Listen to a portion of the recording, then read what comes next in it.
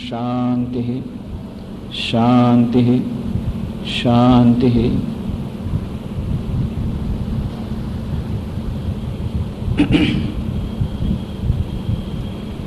एकाग्रता અને ધ્યાન એ વિષય પર આપણે છેલ્લા લગભગ 6 વર્ષોથી ચર્ચા કરી રહ્યા છીએ.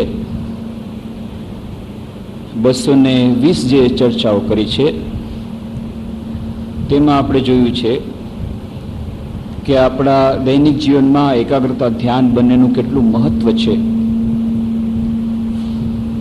જીવનના વિભિન્ન ક્ષેત્રોમાં સફળતા મેળવવા માટે, શારીરિક સ્વાસ્થ્ય માટે, માનસિક સ્વાસ્થ્ય માટે, માનસિક શાંતિ માટે ધ્યાન અને એકાગ્રતાની કેટલી આવશ્યકતા છે. બંને કેવી રીતે એકબીજાના પરિપૂરક છે, બંને વચ્ચેનું અંતર શું છે, એકાગ્રતા ધ્યાનને કેવી રીતે આપણે પ્રાપ્ત કરી શકીએ, એની સાધના કેવી રીતે કરી શકીએ. અને આ એકાગ્રતાની સાધના કરવા જઈએ છીએ, એકાગ્રતા મેળવવાનો પ્રયત્ન કરીએ છીએ ત્યારે આપણું મન એકાગ્ર થતું નથી? કેમ અન્ય પ્રકારના વિચારો આવે છે? કેમ અન્ય બાધાઓ આવે છે? એ બાધાઓનું અતિક્રમણ આપણે કેવી રીતે કરી શકીએ? ધ્યાનના વિભિન્ન પ્રકારોની વાત પણ આપણે કરી. વેદાંતની પ્રણાલી પ્રમાણે ધ્યાન, રૂપ ધ્યાન, ગુણ ધ્યાન, લીલા ચિંતન, જૈન ધર્મ પ્રમાણેનું ધ્યાન, બૌદ્ધ ધર્મ પ્રમાણેનું ધ્યાન, ઝેન વિધિ પ્રમાણેનું ધ્યાન, વિભિન્ન પ્રકારના ધ્યાનો પોતપોતાની રુચિ પ્રમાણે એની સાધના આપણે કરી શકીએ. પાછલી ચર્ચામાં આપણે વિપશ્યનાની વાત કરી હતી અને એ વિપશ્યના એ બૌદ્ધ ધર્મનું જ એક અંગ છે, બૌદ્ધ ધર્મની સાધના છે.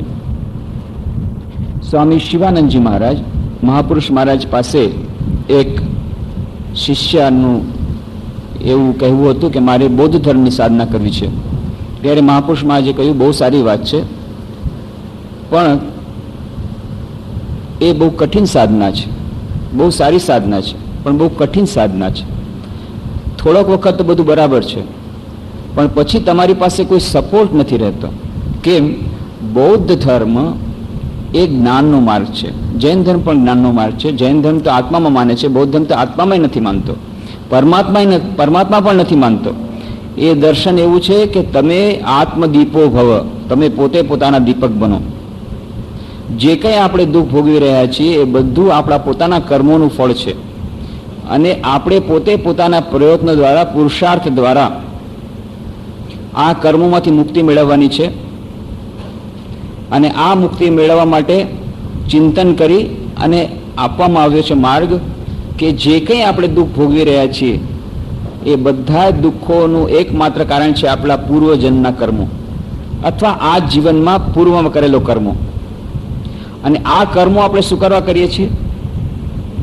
કોઈ પણ કર્મની પાછળ આપણે ઊંડાણમાં જોઈએ તો એની પાછળની એક ભાવના રહેલી છે અને એ છે કંઈ ને કંઈ મેળવવાની ભાવના. કાં કોઈને ખુશ કરવાની ભાવના હોય, એ પણ કંઈક મેળવવાની ભાવના છે. કોઈકને પ્રસન્ન રાખવા માટે, પ્રસન્નતા અર્જિત કરવી, એ પણ એક પ્રકારની ભાવના છે.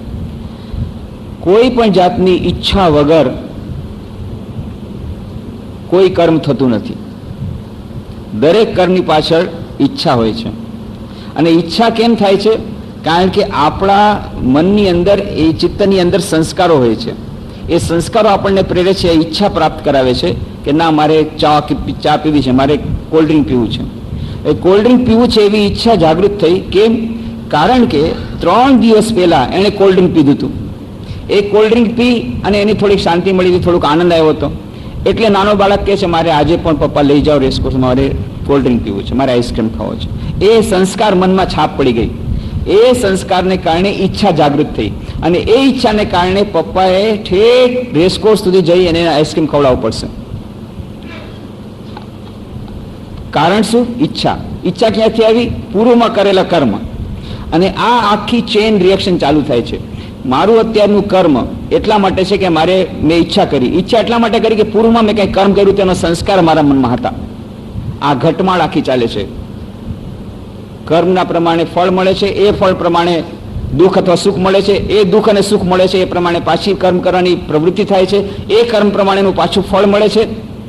એના કારણે સંસ્કારો જાગૃત થાય છે, એ ચિત્તમાં જે સંસ્કારો આવે છે એને કારણે ફરી પાછી ઈચ્છા જાગૃત થાય છે અને એ ફરી પાછું કર્મમાં પ્રેરે છે. એ કર્મ કરવા જતાં બીજા બધા ફળ આવે છે અને એ ફળ આપણને બંધનમાં નાખે છે અને આવી રીતે જીવન મૃત્યુનું બંધન ચાલુ હોય છે. આ બધું ભગવાન બુદ્ધે એનાલિટિકલી બધું મેળવ્યું. એ જ 3 ઇન્સિડન્ટ્સ પણ એના કારણે આખું જીવન બદલાઈ ગયું. આપણે પણ જોઈએ છીએ 3 ઘટનાની આપણે વાત કરી હતી કે જુએ છે કે રોગી માણસ અને બસ થાય છે શું? રોગી માણસ હોઈ શકે આ જીવન આ જગતમાં? તો હા, કેટલા બધા રોગીઓ છે અને દરેકને કોઈને કોઈ સમય કોઈને કોઈ પ્રકારનો રોગ આવે જ છે અને લાખો પ્રકારના રોગો છે અને કયો રોગ કોને ક્યારે લાગુ પડશે એની કાંઈ ગેરંટી નથી, કોઈ જાતની ગેરંટી નથી. આજકાલ તો નવા રોગો આવ્યા છે, એ નામ પણ નહોતા સાંભળ્યા, એ બધા રોગો આવ્યા છે અને ઇન્સ્ટન્ટલી આવે છે, ગમે ત્યારે આવે છે, અચાનક આવે છે અને એ લોકોને આટલા મોટા ડોક્ટર, કેટલું વિજ્ઞાન આગળ વધી ગયું પણ કેટલાક રોગોનું એને કારણ જળતું નથી. કેન્સર જેવો કેન્સર, કેટલા લોકો કેન્સરથી પડ્યા છે ખબર નથી. બધું કહેશે કે કેન્સર આની આવી પ્રકારની ગાંઠ થઈ ગઈ, અમને આવી રીતે એને થઈ ગયું છે, પણ એનું કારણ શું, ક્યાંથી આવ્યું, કેમ આવ્યું? તો કે એ અમને ખબર નથી. મોટા ડોક્ટર, એ કારણ ખબર નથી. તો ગમે તે કારણ હોય, એ કોઈ પણ કારણ વગર ગમે ત્યારે કોને પણ રોગ લાગુ પડે. આ એક વાત. પછી વૃદ્ધાવસ્થા જોઈ. અચ્છા, બધાને વૃદ્ધાવસ્થા આવે છે, મને પણ વૃદ્ધાવસ્થા આવશે. એટલે યુવાવસ્થા બહુ સારી લાગે છે પણ યુવાવસ્થા જેને મળી છે એને પાછી વૃદ્ધાવસ્થા પણ ભોગવવી જ પડે છે. આ એક નવી જાતની ડાટા એન્ટ્રી એના મગજમાં થઈ, સિદ્ધાર્થના મગજમાં. અને પછી એ પૂછે છે, એ છંદની સાથે જાય છે, મેં વાત કરી કે બહુ સુંદર વર્ણન એડવિન આર્નોલ્ડ લાઇટ ઓફ એશિયામાં કરે છે, મહાત્મા ગાંધીજીનું ફેવરેટ પુસ્તક અને સ્વામી વિવેકાનંદનું પણ ફેવરેટ પુસ્તક. એડવિન આર્નોલ્ડ વાત કરે છે કે આવી રીતે જ્યારે જુએ છે કે આટલું બધું આ વૃદ્ધ આટલું બધું દુઃખી છે અને ત્યારે છંદને પૂછે છે સારથીને, if they can not bear their agonies or if they will not bear and seek a term, or if they will bear and be as this man is, grow older, then what end? અત્યારે આટલું બધું દુઃખી છે આ માણસ, એકદમ કફ નીકળે છે, દાંત નથી, આંખથી દેખાતું નથી, કાનથી સંભળાતું નથી, કેડ આખી વાંકી વળી ગઈ છે, લાઠીના સારે ચાલે છે ને ઓ કરીને રાડો પાડે છે, દુઃખી થાય છે. આ તો એની અવસ્થા મેં જોઈ, આનું નામ વૃદ્ધાવસ્થા. અને આ વૃદ્ધાવસ્થા બધાને આવશે, એ પણ જાણી લીધું. જો જીવતો રહ્યો તો બધાને આવશે, દરેકને વૃદ્ધાવસ્થા આવશે. આ પણ ડાટા એન્ટ્રી થઈ. મને પણ વૃદ્ધાવસ્થા આવશે અને જેને બધાને અમારી પત્ની, આટલી સુંદર પત્ની, એ પણ વૃદ્ધાવસ્થા આવશે, એ પણ હાવ કદરૂપી થઈ જશે, બધી નર્તકીઓ, નિતંગાજ બધી થઈ જશે. આ બધું ડાટા એન્ટ્રી થાય છે. અને પછી એ પૂછે છે કે અચ્છા ઠીક છે, કદાચ એને આટલું બધું દુઃખ થાય છે તો એ કોઈ શરત મૂકે કે મને દુઃખ હવે નથી સહન થતું, તો કોઈ શરત મૂકે તો એને પાછું વિકલ્પ શું છે? આના પછી શું વિકલ્પ? માન લો ખૂબ દુઃખી થયો, પછી આનો અંત ક્યાં આવે? અંત ક્યાં આવે? એ મને અંત કયો કે એનો અંત આવે કે ખૂબ દુઃખી થાય, પછી જરાય સહન ન કરી શકે તો એને સહન તો કરવું જ પડે. તો છેવટે એને છુટકારો કેવી રીતે થાય? છુટકારોનો એકમાત્ર ઉપાય છે મૃત્યુ. મરી જાય પછી દુઃખી નથી, આ બધું દુઃખથી. At the last comes death. They die. છંદક કે છે દે ડાય, એ મરી જાય એટલે શું? કારણ કે એની ડિક્શનરી મરી જાય તો શબ્દ છે જ નહીં. દે ડાય કે હા દે ડાય. પછી એ બતાવે છે, ત્યાં સામે જાય છે કે જો આને ડેથ કહેવાય. આ માણસ છે, ઠાઠડીને લઈ જઈ રહ્યા છે, રામ બોલો ભાઈ રામ કહી રહ્યા છે, અને ઉપરમાં જે માણસ સૂતો છે એને એ મરેલો છે માણસ, અને હમણાં એને ચિતામાં મૂકશે અને સળગાવી દેશે. અને ખરેખર સળગાવી દીધો. સિદ્ધાર્થ જોરથી રાડો પડશે, અરે બચાવો એને દુઃખ થતું કે ના, એને હવે દુઃખ ન થાય, બધું પતી ગયું, હવે એને કોઈ જાતનું સેન્સેશન ન થાય. અને આખો બળીને બાળીને ભસ્મ કરી નાખ્યો અને થોડીક રાખ બચી. ત્યારે સિદ્ધાર્થ કહે છે કે આજે આ બધું જોઈ અને પછી એના આંખમાંથી આંસુ નીકળે છે. અને પછી છંદકને પછી આકાશ તરફ જુએ છે અને કહે છે, oh suffering world, the known and unknown of my common flesh, I see, I feel the vastness of the agony of earth, the vainness of its joys, the mockery of all its best, and the anguish of its worst, since pleasures end in pain, and youth in old age, and love in loss, and life in hateful death, and death in unknown lies, which will but yoke man to their wills again, to whirl the rounds of false delights, and of woes that are not false. Me too this lure had cheated, so it seemed lovely to live, and life a sunless stream. I will not let one cry whom I could save. How is it that Brahma would make a word and keep it miserable? Since if all powerful he leaves it so, he is not good. And if not powerful, he is not God. Lead Channa home again. I have seen which I did not want to see. એટલું સુંદર વર્ણન કર્યું છે કે કહે છે કે પછી ઓ suffering world, એ સંસાર, આ દુઃખથી તપ્ત થયેલો સંસાર છે. હવે હું જોઉં છું કે ખરેખર સત્ય તો આ જ છે. બહારથી બધું દેખાય છે સારું, પણ અંદરમાં બધી જગ્યાએ પોલમ પોલ છે. બધી જગ્યાએ અંદર જરાક ખોચરો માળો એટલે બધું અંદર નીકળશે. બહાર કેટલું સુંદર શણગારીને રાખ્યું છે. કોઈને પણ પૂછો કેમ છો, મજામાં, એટલું સરસ, એટલો સરસ ડ્રેસ પહેરીને આવ્યા હોય, એકદમ બની થઈને આવ્યા હોય, કેટલી બધી બ્યુટી ક્લીન નીકળી ગઈ છે, કેટલું બધું કરીને આવ્યા હોય, પણ જ્યાં થોડુંક પૂછો કોઈ સમસ્યા નથી ને આંખની આંસુની ધાર ચાલે. અંદરમાં બધે દુઃખ જ દુઃખ છે. બહારથી કેટલું સરસ દેખાય, બધા સરસ. દરેક મનુષ્યના હૃદયમાં દુઃખ છે, દરેક જગ્યાએ દુઃખ છે. અને બધા એમ જ વિચારે છે કે હું જ દુઃખી છું અને મારા જેવો દુઃખી કોઈ નથી, અને બાજુવાળા બધા સુખી છે. બાજુવાળો પણ એમ જ વિચારે છે કે મારા જેવો દુઃખી કોઈ નથી અને આના જેવો સુખી કોઈ નથી, પણ એને ખબર નથી કે એ શું વિચાર્યો છે. જો આપણે જાણતા હોત, બીજાના બધાને હૃદયની વાત જાણતા હોત કે એ લોકો મનથી કેટલા દુઃખી છે, તો આપણું કોઈ દુઃખ જ ન રહે. સિદ્ધાર્થને દુઃખ પોતાનું નહોતું એટલા માટે કે બધાનું દુઃખ જાણતા હતા અને બધાના હૃદયની વાત જાણી ગયા કે આ છે, આ બધાને દુઃખ છે, આ દુઃખ બધાને આવે છે, આ કોમન દુઃખ છે. દરેકને જન્મનું દુઃખ છે, વૃદ્ધાવસ્થાનું દુઃખ છે, મરણનું દુઃખ છે. મરવું જ પડે. તમે માગો કે તમને ચાહો કે ન ચાહો, 132 વર્ષ 135 વર્ષ તમે વર્લ્ડ રેકોર્ડ બ્રેક કરશો, પછી તો મરવું જ પડશે, મરવું જ પડશે. ગમે તેમ કરો કે ના અમારે હજી ત્રીજી દીકરીના વિવાહ જન્મ થયા છે, એની દીકરીનું મોઢું જોઈને હું મરું, એ નહીં. હવે આ જેટલી પૌત્રીના મોઢા જોઈ પતી ગયું. જ્યારે યમરાજનું તેણું આવ્યું ત્યારે એને એ વખતે જવું પડશે. 1 સેકન્ડનો પણ ટાઈમ નહીં મળે કે ભાઈ આ મારે આટલા પેન્ડિંગ વર્ક કર્યા છે, આ લિસ્ટ તમે બતાવો યમરાજને.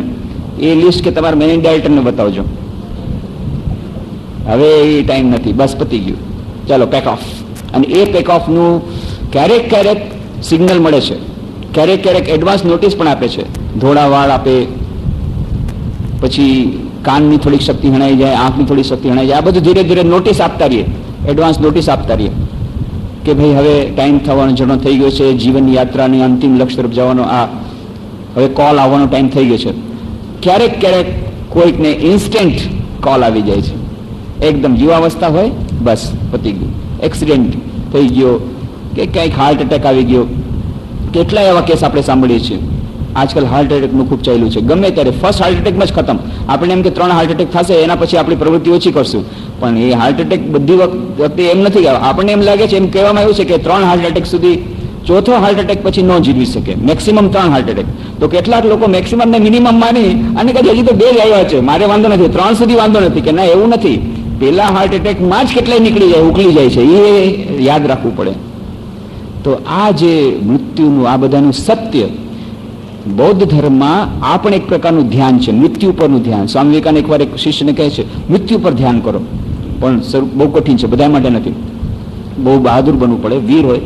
શરૂઆતમાં ખૂબ ડર પણ લાગે અને ગમે નહીં. સૌથી પહેલા તો મૃત્યુની વાત જ કોઈને ન ગમે, બીજા કોઈની પણ ન ગમે. પોતાની તો સવાલ જ નથી, પોતાના મૃત્યુની તો વિચારવાનો સવાલ જ નથી. એ તો એકદમ જ ભયંકર લાગે. પણ બીજો કંઈ મરી ગયો હોય તો પણ જલ્દી એને સ્મશાન ઘાટમાં બધું પતાવી અને તરત એને ભૂલી જવાનો પ્રયત્ન કરી. કેમ? એ યાદ આપણને એ બરાબર ન લાગે. તરત એમાંથી છૂટીને આવવાનું મન થાય. કેમ? એ પેઇનફુલ એક્સપિરિયન્સ છે. અને એટલા માટે આ બૌદ્ધ ધર્મમાં તો આ મૃત્યુ ઉપર, દુઃખ ઉપર, એના જ ઉપર ધ્યાન કરવાનું છે. એટલા માટે મહાપુરુષ મહારાજ કહે છે, સ્વામી શિવાનંદજી, કે કઠિન છે કે દુઃખ ઉપર ધ્યાન કરો. કે સૌથી પહેલા તો પહેલું સત્ય એ જ છે કે આ જીવન દુઃખમય છે. પહેલા તો આપણું મન સ્વીકારતું નથી. ખાસ કરીને જે લોકો જુવાનિયા છે એ લોકોને એમ લાગે છે આ તો પ્લેઝર ગાર્ડન છે, it is a bed of flowers, bed of roses. ત્યારે એ લોકોને કેવું પડે, ભાઈ it is a bed of roses. અમે સ્વીકાર કરીએ છીએ, પણ don't forget that roses are also accompanied by thorns. એ તમે ભૂલતા નહીં. ઠીક છે, તમે એમ માનો છો કે ગુલાબની પથારી છે, ગુલાબના ફૂલની પથારી છે આ દુનિયા, ઠીક છે, તો પણ એટલું યાદ રાખજો ગુલાબના ફૂલની સાથે કાંટા હોય છે, અને ગુલાબનું ફૂલ લેવા જાય તો કાંટા પહેલા લાગશે, થોડુંક રક્ત જશે, પછી ગુલાબનું ફૂલ મળશે, પછી એની પુષ્પની સુગંધ મળશે. પણ એ જુવાને ક્યારે માનવા તૈયાર નથી થતા. એ લોકોને સમજાવવું બહુ કઠિન છે કે આ જગતનું સત્ય છે, કે જગતમાં બધી જગ્યાએ ઉપરથી બધું સારું દેખાય છે, અંદરમાં આ જ સત્ય છે કે દરેકે દરેક માણસ દુઃખી છે. દુઃખ એ દરેકે દરેક કર્મમાં રહેલું છે, એના મૂળમાં રહેલું છે, એના ફળમાં રહેલું છે. એને સમજાવવું બહુ મુશ્કેલ છે. વૃદ્ધોને સમજાવવું બહુ મુશ્કેલ છે કે ભાઈ આ દુનિયામાં સુખ નામની પણ વસ્તુ છે. તો બૌદ્ધ ધર્મ આ એક્સ્ટ્રીમ સ્ટેપ લે છે, એક્સ્ટ્રીમ પોઝિશન લે છે કે જીવનમાં દુઃખ સિવાય બીજું કાંઈ નથી. નંબર 1 જીવન એટલે દુઃખ, પછી એ દુઃખના કારણો છે, ત્રીજું એ દુઃખને કારણો, આ દુઃખના દૂર કરવાના ઉપાયો છે, અને ચોથું સત્ય છે આ 8 પ્રકારના માર્ગ છે આ દુઃખમાંથી મુક્તિ મેળવવાના. આ બધું એનાલિટિકલ થિંકિંગ દ્વારા, વિશ્લેષણ દ્વારા ભગવાન બુદ્ધે, સિદ્ધાર્થે પ્રાપ્ત કર્યું. અને આ બૌદ્ધ ધર્મ આ પ્રમાણે ચાલે છે. અને એમાં તમને ધ્યાન કરવાનું કહે છે કે તમે તમારા શ્વાસ ઉપર ધ્યાન કરો, તમારા અંદરની બધી ક્રિયાઓ ઉપર, જે માનસિક ક્રિયાઓ છે એના ઉપર ધ્યાન કરો, પછી ધીરે ધીરે પોતાના વિચારો ઉપર ધ્યાન કરો, પછી પોતાના જીવનના સત્ય ઉપર ધ્યાન કરો, મૃત્યુ ઉપર ધ્યાન કરો, દુઃખ ઉપર ધ્યાન કરો કે દુઃખ કેમ આવ્યું, એનું કારણ શું છે, પોતાના કર્મો ઉપર ધ્યાન કરો, કેમ પૂર્વજન્મના કર્મો આવા થયા અને કેમ આમ થયું. આ બધું બહુ કઠિન છે, બધા માટે નથી, પણ જે લોકો કરી શકે એના માટે બહુ સારું છે. એના માટે બહાદુર બનવું પડે, પોતાના મૃત્યુનું ચિંતન કરવું પડે કે ના, આ મૃત્યુ છે અને એમાંથી મારે છૂટવાનું છે. અને એ જ્યારે કરવા જઈએ છીએ ત્યારે ખબર પડે છે કે જેટલું દુઃખ આપણે ભોગવી રહ્યા છીએ એ બધાનું એકમાત્ર કારણ છે તન્હા. એને બૌદ્ધ ધર્મ તન્હા કીધું. તન્હા એટલે તૃષ્ણા. કોઈ પણ પ્રાપ્ત કરવાની જ્યારે ઈચ્છા કરે છે ત્યારે કર્મ કરે છે, કર્મ કરે છે તેનું ફળ ભોગવવું પડે છે, અને એ ફળ ભોગવવું પડે છે ત્યારે પાછું નવા કર્મ કરવાની ઈચ્છા થાય છે, નવું કર્મ કરે ત્યારે પાછું ફળ ભોગવવું પડે છે, અને એટલા માટે તેને નવો જન્મ લેવો પડે છે. જ્યારે જન્મ લેવો પડે છે ત્યારે જન્મતાની સાથે સાથે જન્મનું દુઃખ, જન્મતાની સાથે જે દુઃખ થાય, પેલા તો એ ભાગવતમાં કહ્યું છે કેવી રીતે એ પ્રસવની વખતે જ એ ગર્ભમાં જ્યારે રહે છે ત્યારે એને કેટલું દુઃખ પડે છે. અને બહુ સુંદર વર્ણન ભાગવતમાં કહ્યું છે કે જ્યારે એ હજી જન્મ નથી થયો જે જીવનો, એ જીવ જ્યારે ગર્ભમાં હોય છે ત્યારે કેટલું એને દુઃખ પડે છે, અને કેટલી કરગરીને પ્રાર્થના કરે છે કે મને આ જેલખાનામાંથી કાઢો. એ બહુ સુંદર પ્રાર્થના. તો એ ત્યારે દુઃખ, પછી જ્યારે બહાર આવ્યો ત્યારે દુઃખ, એ રડે, એને કોઈ કીડી ખણતી હોય અને માને એમ લાગે કે ભૂખથી છે એટલે જબરદસ્તી પાછું દૂધ પીવડાવે, પણ એને દૂધ ન પીવું હોય, પણ આ તો સમજે નહીં કારણ કે બોલી તો શકતો નથી. આ બધું દુઃખ ત્યાં જરાક મોટો થાય તે આજકાલ તો 3.5-4 વર્ષમાં જ મોકલી દે છે પેપમાં, નર્સરીમાં. ત્યાં નર્સરીમાં જાઓ ત્યારે એટલા બસ આવે એટલે બસમાં ઊભા રહ્યો, અને પછી બસમાં જઈને ત્યાં બધું નર્સરીની શરૂઆત થઈ ગઈ. ન ગમતું હોય તો ભણવું, અને પછી એ બધું દુઃખ શરૂ થાય.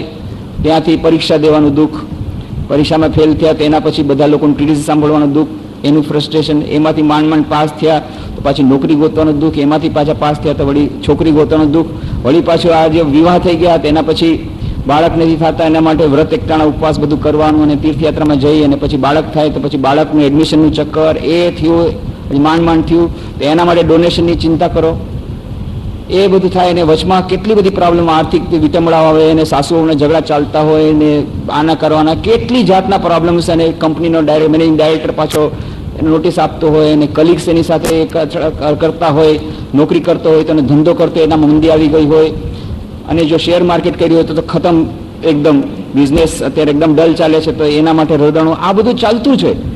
એની અંદર આ બધી પ્રોબ્લેમમાં માંડ ઊભો થાય, અને ત્યાં તો પછી કહે છે કે હજી તો એને એમ લાગે કે હવે સુખ ભોગવીશ, ત્યાં તો પતી ગયું કે વાળા ધોળા થઈ ગયા, નોટિસ આવી ગઈ, હવે કે બાપા તમે બેસો. અરે કે મારે હજી સુખ ભોગવાનું શરૂ નથી કર્યું, મેં હજી મને આ બધી પ્રોબ્લેમમાંથી દીધો, તને ભેગો, તને મોટો કર્યો, હવે તને પરણાવ્યો, હવે મેં કહ્યું કે હવે મને બધી આ ચિંતા મુક્ત થઈ, 4 છોકરીને પરણાવી દીધી, 4 છોકરાને પરણાવી દીધા, હવે હું કંઈક સુખ ભોગવીશ. તો કે હવે પતી ગયું, હવે તો નોટિસ આવી ગઈ યમરાજની, પતી ગયું બસ. આ આખું ચક્કર જન્મથી મૃત્યુ સુધી દુઃખ જ દુઃખ.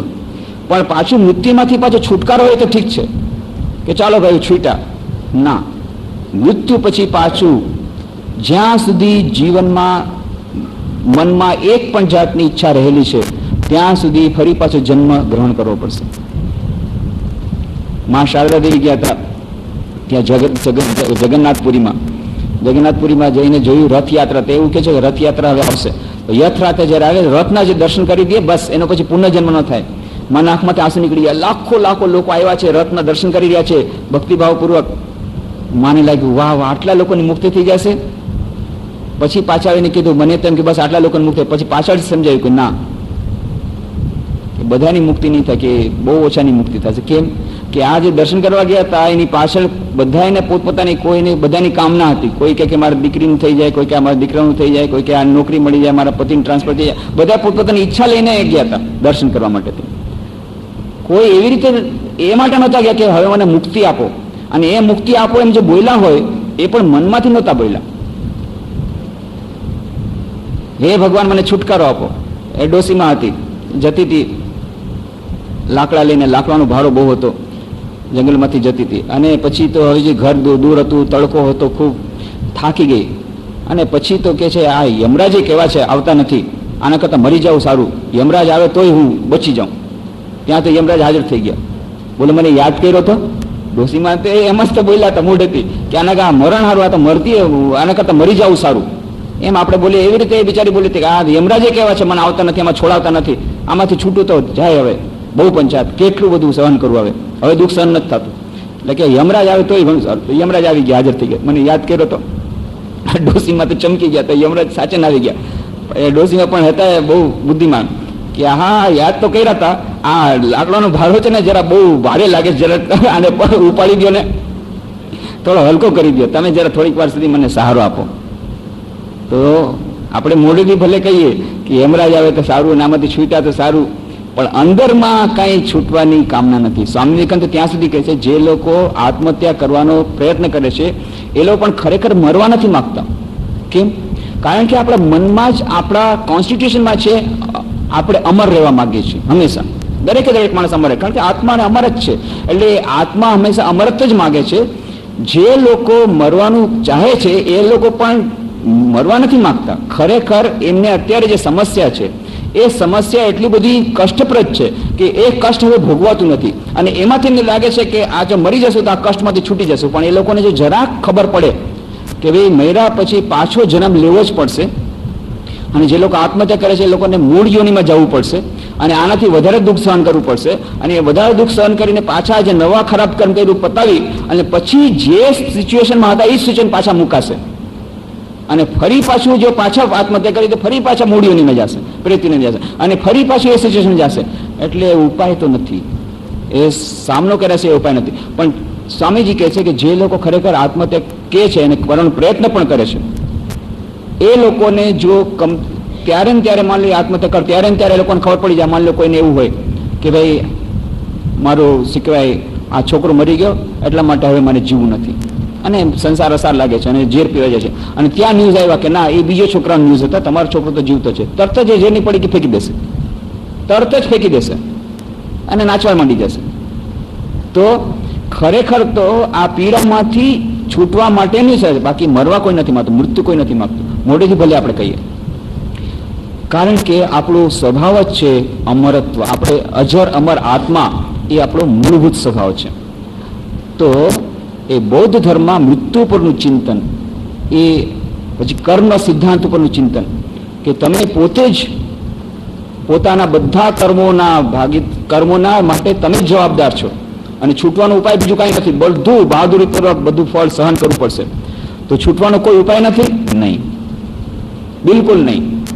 તમે જ્યાં સુધી તમે પોતે સહન નથી કર્યું ત્યાં સુધી તમને ફરી પાછું જન્મ લેવો પડશે, ફરી પાછા દુઃખ સહન કરવા પડશે, પોતાના કર્મનું ફળ ભોગવવું જ પડશે.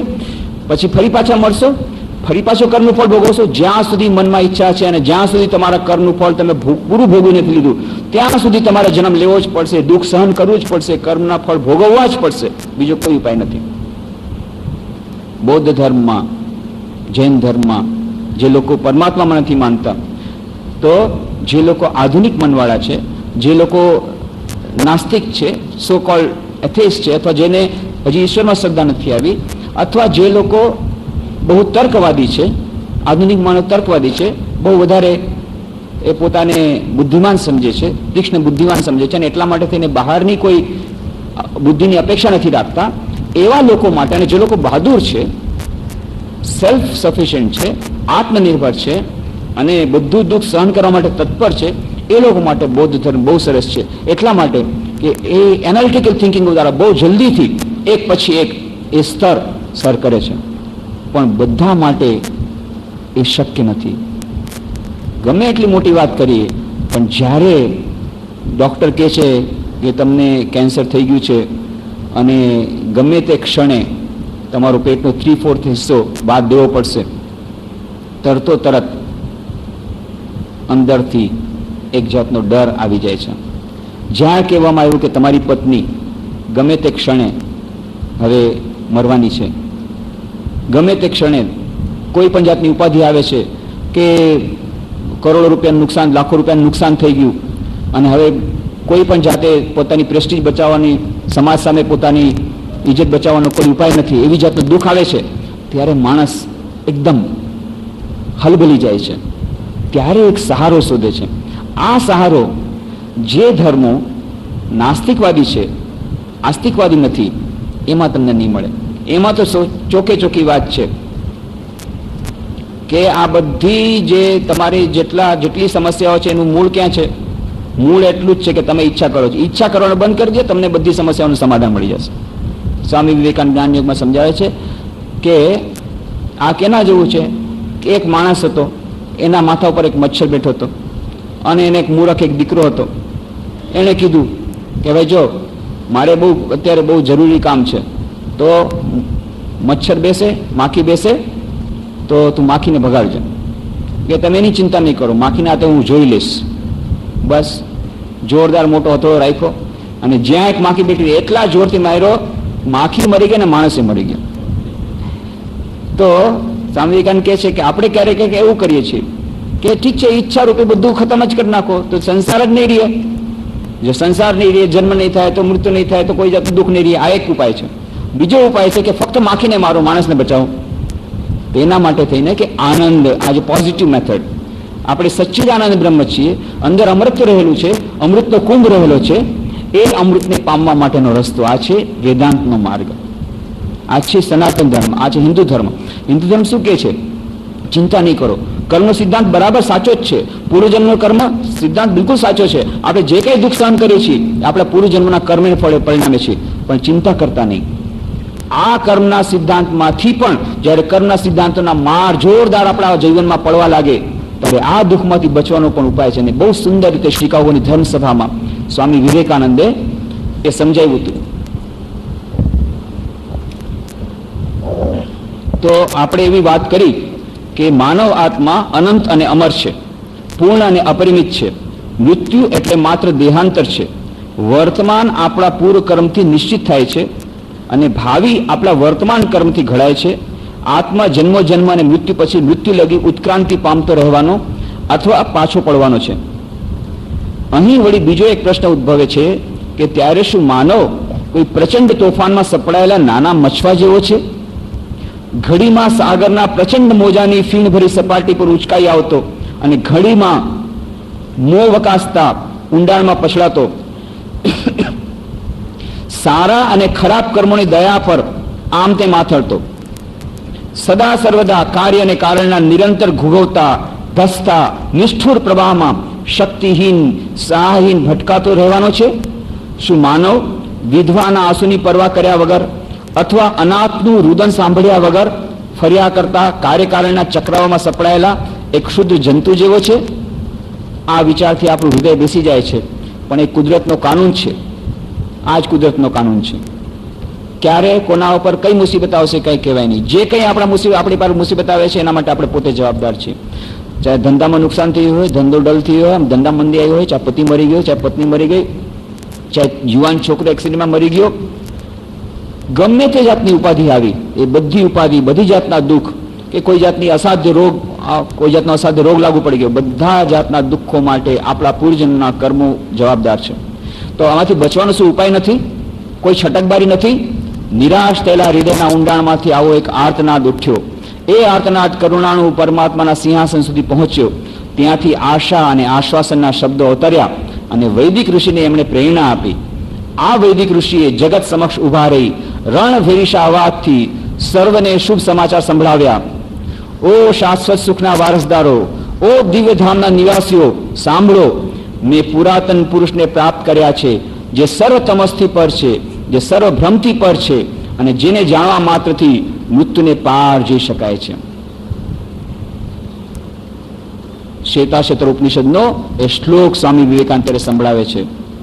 શૃણવંતુ વિશ્વે અમૃતસ્ય પુત્રા, હે અમૃતના સંતાનો સાંભળો. શૃણવંતુ વિશ્વે અમૃતસ્ય પુત્રા, આયે ધામાની દિવ્યાની તસ્તુ, વેદાહમેતમ પુરુષમ મહાંતમ, આદિત્ય વર્ણમ તમસ પરસ્તા, તમેવ વિદિત્વા અતિમૃત્યુમેતિ, નાન્ય પંથા વિદ્યતે અયનાય. બીજો કોઈ ઉપાય નથી.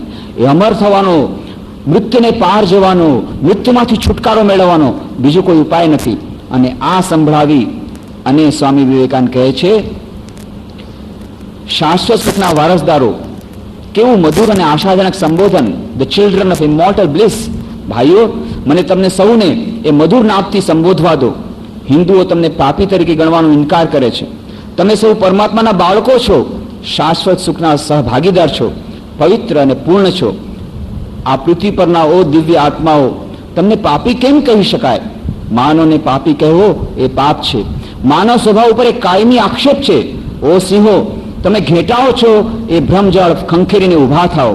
તમે અમર આત્માઓ છો, તમે સ્વતંત્ર આત્માઓ છો, તમારા ઉપર આશીષ ઉતરેલા છે. તમે અનંત છો, તમે ભૌતિક પદાર્થો નથી, તમે માત્ર દેહ નથી. ભૌતિક પદાર્થો તો તમારા ગુલામો છે, ભૌતિક પદાર્થોના તમે ગુલામ નથી. The children of immortal bliss. Oh, ye the children of immortal bliss, holy and perfect beings, ye divinities on earth sinners, it is a sin to call a man so. It is a stony libel on human nature. Come up, all lions, and shake off the delusion that you are sheep. Your souls immortal, spirits free, blessed and eternal. Ye are not bodies, ye are not matter. Matter is servant, not ye the servant of matter. તમે બધા શાશ્વત સુખના ભાગીદાર છો, અજર અમર આત્મા છો. એ અમૃતત્વ, એ અમરત્વ તમારા હૃદયમાં જ પડેલું છે. કોઈ બહારથી મેળવવાની વાત નથી. ગમે તેવી વ્યક્તિ હશે, ગમે એટલા ખરાબ કામ કર્યા હશે, પણ તેમ છતાં એ દરેકે દરેક મનુષ્યની અંદર આત્મા તો એક જ છે. એ શાશ્વત છે, એ અનંત છે, સચ્ચિદાનંદ રૂપ છે. અને એની આભા એ ક્યારેય ઝાંખી થતી નથી. હા, એની ઉપરનો પડદો જરાક જાડો થાય છે. જેણે જેટલા ખરાબ કામ કર્યા હશે એનો પડદો એટલો જાડો થાય છે, પણ અંદર એ અજર અમર આત્મા, એમાં કોઈ જાતનો ભેદ નથી. એ જ શાશ્વત સુખના ભાગીદાર, એ અમૃત અંદર પડેલું છે. અને એટલા માટે સ્વામીજી કહે છે, માનવને પાપી કહેવો એ સૌથી મોટું લાંછન છે. કોઈ દિવસ પાપી નહીં કહેવાનું. ગમે એટલી ખરાબમાં ખરાબ વ્યક્તિ હશે, એની અંદર એ પોટેન્શિયલ ડિવિનિટી છે. એની એ પોટેન્શિયલ ડિવિનિટી કેવી રીતે બહાર આવે એના માટેનો પ્રયત્ન કરવાથી આપણા પરિવારની બધી સમસ્યા, આપણા પોતાના જીવનની સમસ્યા, આપણે પણ ક્યારેક ક્યારેક કોન્ફિડન્સ ગુમાવી બેસીએ છીએ. આત્મવિશ્વાસ જ્યારે ચાલી જાય છે ત્યારે યાદ કરવું જોઈએ, નહીં, અંદરમાં અનંત શક્તિ રહેલી છે. આપણે અજર અમર આત્મા છીએ, તરત જ કોન્ફિડન્સ આવશે, આત્મવિશ્વાસ આવશે. જીવના ગમે એટલી સમસ્યાઓ હશે, આપણે હતાશ થઈ ગયા હશું, નિરાશ થઈ ગયા હશે, ગમે એટલી સમસ્યા હશે, પણ અંદરમાં અનંત શક્તિ છે, ઇન્ફિનિટ પાવર. એ પાવર હાઉસ અંદર જ રહેલું છે, બીજે ક્યાંય જવાની જરૂર નથી. ફક્ત ટેપિંગ કરવાનું છે. એ જો ખબર હશે, ગમે એટલી વ્યક્તિ, કોઈ પણ ગરીબમાં ગરીબ છોકરો હશે, એ કેટલો બધો રડતો હશે, પણ જ્યારે એને ખબર પડશે, અરે ભાઈ, તારા પપ્પા જ્યારે ગુજરી ગયા ત્યારે આ ખજાનો થઈ ગયા છે, આલે ચાવી, ત્યારે ફક્ત ખોલવાનું જ છે, તરત જ ખુશ થઈ જાય છે. એવી રીતે સ્વામી વિવેકાનંદ ચાવી આપી દે છે. અરે ખજાનો અંદર જ છે, ક્યાં તમે ફરો છો, ચારે તરફ ફરો છો દુઃખી થઈને? બધું દુઃખમાંથી બહાર પડવાનો બધો ઉપાય તમારા પાસે જ રહેલો છે. શાશ્વત સુખના ભાગીદાર છે. કોઈ દિવસ કોઈને પાપી કહેતા નહીં. સ્વામી વિવેકાનંદ કહે છે, માનવને પાપી કહેવો એ જ સૌથી મોટી ભૂલ છે. એનાથી બીજી કોઈ ભૂલ નથી. તો કોઈ બસ માણસને પાપી નહીં કહેવો. બધાની અંદર એ અજર અમર આત્મા છે. અને ખરેખર જીવનનું ધ્યેય છે આ જે અજર અમર આત્મા, એનો સાક્ષાત્કાર કરવો. અંદરમાં જે અમૃત રહેલું છે, આ કાયા, માટીની કાયા, એ કુંભ છે, માટીનું કુંભ છે. એ કુંભની અંદર એ અમૃત રહેલું છે. આ જ કુંભ મેળાનું સિગ્નિફિકન્સ. ઘણા બધા પૂછતા હતા કે તમે કુંભ મેળામાં ગયા તો કુંભ મેળાથી શું ફાયદો થાય? એના બધા કેટલા બધા ટ્રેનથી આવતી વખતે ત્યારે કેટલા બધા લોકો પ્રશ્નો પૂછ્યા. આ બધા પ્રશ્નોત્તર જૂન મહિનાના સંપાદક અંકમાં આપ્યા છે. અમૃતની શોધમાં, એ સંપાદક લેખમાં આ બધી વાતો મેં કરી છે, એમાં આપી છે. કે જ્યારે હું ટ્રેનમાં આવતો હતો કુંભમેળાથી પાછો, ત્યારે ઘણા લોકો પ્રશ્ન પૂછ્યા કે આ કુંભમેળાથી શું ફાયદો થાય. બધાને સમજાયું રાષ્ટ્રીય એકતા રાષ્ટ્રીય ચેતના માટે આ કુંભમેળા કેટલું યોગદાન આપ્યું, સામાજિક એના શું લાભો છે, આ બધું તો જવા દો. પણ એનો સૌથી મોટો લાભ છે કે એ કુંભ મેળો ખરેખર તો આધ્યાત્મિક સંદેશ આપે છે કે દરેક માનવ જીવનનું ધ્યેય છે આ માટીરૂપી કુંભની અંદર જે અમૃત પડેલું છે એ અમૃતને પ્રાપ્ત કરવું, એના માટેનો પ્રયત્ન કરવા, એના માટેની સાધના કરવી. અને એ જ કુંભ મેળાનું ખરેખરું રહસ્ય છે, ખરેખરું મહત્વ છે. આપણને જે એ પ્રેરણા મળે તો એ કુંભ મેળો સાચો આપણે કર્યો કહેવાય. અને એ કુંભ મેળા પાછળની કથા પણ જે છે એમાં પણ એ જે રૂપકની કથા એ પણ બહુ સિગ્નિફિકન્ટ, એ પણ અર્થસૂચક છે. એ કુંભ મેળાની જે બેકગ્રાઉન્ડમાં જે કથા કહેવામાં આવે છે, શ્રીમદ ભાગવતમાં એ કથા જે છે એની સાથે થોડોક મેળ છે, પણ શ્રીમદ ભાગવતમાં છેલ્લો પોર્શન નથી આપ્યો, પણ પહેલો પોર્શન લગભગ બરાબર છે, જે બીજા પુરાણોમાં મળે છે, વિષ્ણુ યાગમાં મળે છે અને શ્રીમદ ભાગવતમાં પણ મળે છે. એ વાર્તા કે આવી રીતે ઇન્દ્રને શાપ આપ્યો દુર્વાસા મુનિએ. દુર્વાસા મુનિ જાતા હતા, એમણે પોતાની માળા આપી ઇન્દ્રને અને પ્રસન્ન થઈને, પણ ઇન્દ્રે એને સન્માન ન આપ્યો ને એ માળા પહેરાવી દીધી પોતાના હાથીને, અને એ હાથીએ પોતાના પગ નીચે કચરી નાખી. આ જ્યારે દુર્વાસા મુનિને ખબર પડે, દુર્વાસા મુનિ તો ક્રોધ માટે જાણીતા છે, તરત જ એને શ્રાપ આપ્યો કે તારી શક્તિ ક્ષીણ થઈ જશે. એટલે દેવોની શક્તિ એકદમ ક્ષીણ થઈ ગઈ. એટલે પછી ગયા બ્રહ્માજી પાસે. બ્રહ્માજી કહે છે ભાઈ આ તો દુર્વાસા મુનિનો શ્રાપ છે, મારાથી નહીં થાય, ચાલો શંકર પાસે, મહાદેવ પાસે ગયા. મહાદેવ કે ભાઈ આ મારા ટેરિટરીમાં નથી આવતું. વિષ્ણુ પાસે જઈને બધી પ્રાર્થના કરી. વિષ્ણુ ભગવાને ઉપાય બતાવ્યો, તમારે શક્તિ મેળવવી હોય તો અમૃત તમારે પાન કરવું પડશે. અમૃત ક્યાંથી મળશે કે સમુદ્ર મંથન કરો, ક્ષીર સાગરનું સમુદ્ર મંથન કરો તો તમને અમૃત મળશે. હવે એના માટે તમારે પુરુષાર્થ કરવો પડશે, બેસી રહેવાથી નહીં ચાલે, કામ કરો, આળસ છોડો, પુરુષાર્થમાં લાગી જાઓ. એટલે પણ કે તમારે એકલાથી નહીં થાય, કે તમારામાં શક્તિ તો અત્યારે છે જ નહીં, કે હવે દૈત્યોને તમે સાથે લ્યો, દૈત્યોને દાનવોને એને તો પણ કોઓપરેટિવ પોતાની સોસાયટીમાં મેળવો, એની પાર્ટનરશિપ કરો. અરે એની પાર્ટનરશિપ કરવા જાશો તો પછી એને અમૃત આપવું પડશે, એ હું પછી જોઈશ. પહેલા તમે પાર્ટનરશિપ શરૂ તો કરો, પછી આપણે એનું ડિસ્ટ્રીબ્યુશન માટે હું આવીશ, ચિંતા નહીં કરો. અને બંને મળીને ખૂબ પુરુષાર્થ કર્યો. સમુદ્ર મંથન, ક્ષીરસાગર સમુદ્રનું મંથન કરવું છે તો મંદરાચલ પર્વત દ્વારા સમુદ્રનું મંથન કરવાનું છે. પણ પર્વત જ્યાં નાખ્યો તે અંદર બેસી ગયો. હવે શું થાય? એટલે ભગવાન પોતે કચ્છપ રૂપ ધારણ કરે છે અને એક કચ્છપની ઉપર એ મંદરાચલ પર્વત રાખવામાં આવે છે, જેથી અંદર ડૂબી ન જાય. અને એ મંદરાચલ પર્વતને હવે હલાવો કેવી રીતે? તો વાસુકી નાગ, દોરડાને બદલે વાસુકી નાગને લપેટે છે અને વાસુકી નાગ દ્વારા આ મંદરાચલ પર્વતને મથીને, આ ચર્નિંગ કરીને, મથામણ કરી, મથીને સમુદ્ર સાગરને મથવામાં આવે છે, એ ક્ષીરસાગરને. અને એમાંથી પછી ધીરે ધીરે જાગૃત બધું અંદરથી આવે છે. સૌથી પહેલા નીકળ્યું હળાહળ ઝેર. અને ઝેર જ્યારે આવ્યું ત્યારે બધા લોકો ત્રાસી ગયા, આખી દુનિયામાં હાહાકાર મચી ગયો. જેમ ન્યુક્લિયર બોમ્બ થાય એવી રીતે ચારે તરફ દુઃખી બધા લોકો થઈ ગયા. હળાહળ ઝેર. હવે કે આ ઝેર તો નીકળી ગયું, હવે તેને ઝેરવે કોણ? કે બધા ખતમ થઈ ગયા આ હળાહળ ઝેરને કારણે. બધાએ ભાગ્યા, બધાએ કે હવે દેવાદિદેવ મહાદેવ પાસે કે હવે તમે જ બચાવી શકો. અને ત્યારે શંકર ભગવાન કહે છે કોઈને ને કોઈને આ ઝેરને તો લેવું જ પડશે, કોઈને કોઈ ખતમ થશે, ઠીક છે હું સેક્રિફાઈસ કરીશ. અને એટલા જ માટે દેવાદિદેવ કહેવાય છે મહાદેવ એટલા માટે કહેવાય છે કે સૌથી વધારે સેક્રિફાઈસ એમણે કર્યો. અને એ જે હળાહળ ઝેર હતું પોતાની હથેળીમાં લઈ અને આખું પાન કરી લીધું. એટલું જોરદાર, એટલું તીવ્ર ઝેર હતું, આ ગળું આખું નીલા રંગનું પડી ગયું, શ્યામ વર્ણ થઈ ગયું. એટલા માટે નીલકંઠ કહેવાયા. નીલ, એમનો કંઠ આખો નીલ થઈ ગયો. એટલું ઝેર, હળાહળ વિષ, ખૂબ જ એ વિષ જોરદાર હતું. અને પછી આ હળાહળ નીકળ્યું. એના પછી તો આ રીતે બચાવી દીધા. એના પછી એક કામધેનુ ગાય નીકળી, બહુ સરસ મજા આવી. પછી લક્ષ્મીદેવી નીકળ્યા, એ વિષ્ણુ ભગવાને રાખી લીધી. અને પછી એ ઝાડ, એ કલ્પવૃક્ષ નીકળ્યું. ઐરાવત હાથી નીકળ્યો, એ ઐરાવત હાથી ઇન્દ્રે રાખી લીધો. ઉચ્ચૈશ્રવા ઘોડો, એ પછી દાણો આપ્યો. આવી રીતે એક પછી એક 14 રત્નો નીકળ્યા. સૌથી પહેલા હળાહળ, 12 આવી રીતની વસ્તુઓ, અને સૌથી છેલ્લે 14મું અમૃતનો કુંભ લઈ અને ધન્વંતરી પોતે સમુદ્રમાં હાજર થઈ ગયા. જ્યાં ધન્વંતરીને જોયા એ સમય કુંભ લઈને તરત દાનવો બધું મૂકી અને ઝેપટા. અને દાનવો તો શક્તિ વધારે છે એટલે લઈને ભાગ્યા. એટલે પછી હવે આ બધા દેવો, પછી દેવો જેમ હંમેશા દેવતાઓ બધા જેમ રડવા માંડી કે ભગવાન બચાવો, આ જો તમે કીધું હતું ને અમૃત મળ્યું, આટલો પુરુષાર્થ કર્યો, લઈ જાય એ લોકો કે ચિંતા નહીં કરો. અને પછી ભગવાન મોહિની રૂપ ધારણ કરી અને દાનવો પાસે જાય છે, દાનવો મોહિત થઈ જાય છે. અને પછી કહે છે કે તમે લોકો લાઈનથી બેસી જાઓ બધા, અને હું પોતે તમને મારા હાથેથી તમને પાઈશ અમૃત. કહો વાહ વાહ, બહુ સરસ. મોહિની પોતાના હાથેથી પાસે એટલું સુંદર રૂપ એને ધારણ કર્યું.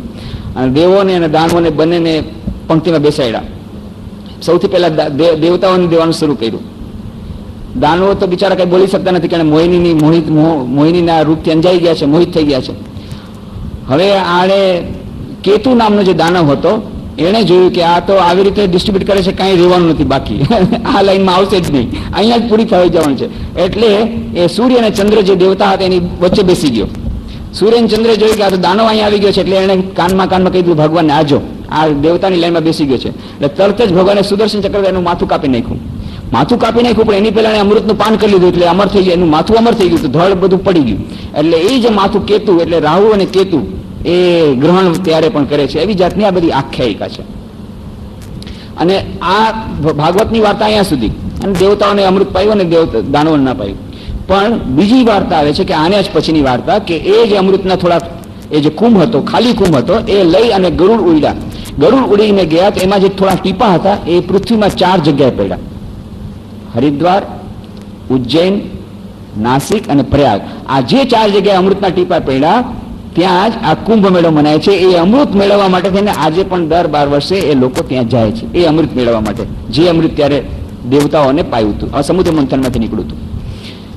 અથવા તો બીજી વાર્તા છે કે આવી રીતે આ જે અમૃત, એ અમૃતમાંથી જયંત જે હતો ઇન્દ્રનો પુત્ર, એ કુંભ લઈને ભાગે છે અને છીનાઝપટી થાય છે.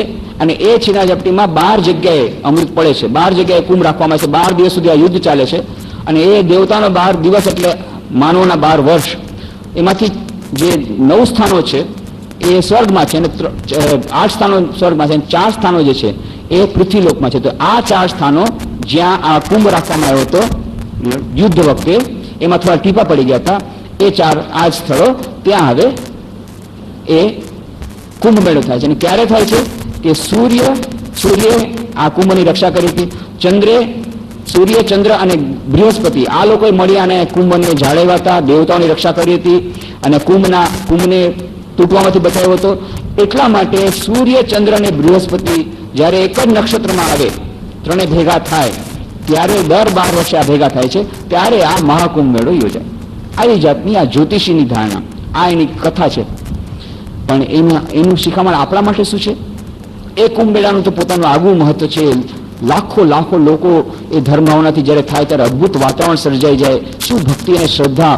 અને ત્યારે ખબર પડે આપણું ધર્મનું પ્રાણ કેન્દ્ર, આપણા દેશનું પ્રાણ કેન્દ્ર ધર્મ છે, એ ત્યારે ખબર પડે. અને 3 મહિના સુધી સત્સંગ ચાલે અને એ રાષ્ટ્રીય એકતા પોતાની મળે થઈ જાય. વિભિન્ન જાતિના, વિભિન્ન સંપ્રદાયના, વિભિન્ન નાતના, વિભિન્ન જાતના, વિભિન્ન ધર્મના કેટલા બધા વિચિત્ર લોકો આવે છે, વિચિત્ર હજારો સંન્યાસીઓ, એ બધા ભેગા મળે અને કેટલી બધી ભગવાનની વાતો થાય, કીર્તન થાય, ભગવાન નામ થાય, અદભુત વાતાવરણ છે. એનું પોતાનું એક મહત્વ છે. પણ એની આધ્યાત્મિક એનો સંદેશ એ છે કે આ કાયારૂપી કુંભમાં અમૃત સમાયેલો છે, પણ એ અમૃતને કાઢવા માટે થઈને સમુદ્ર મંથન કરવું પડશે.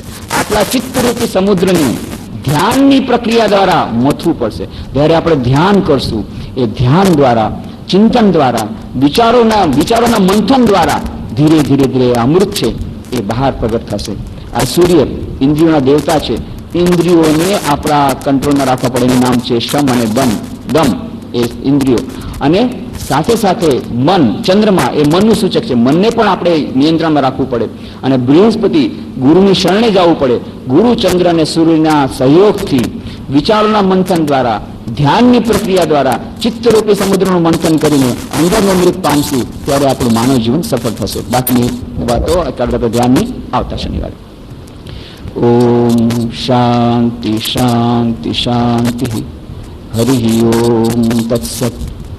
શ્રી રામકૃષ્ણાર્પણમસ્તુ.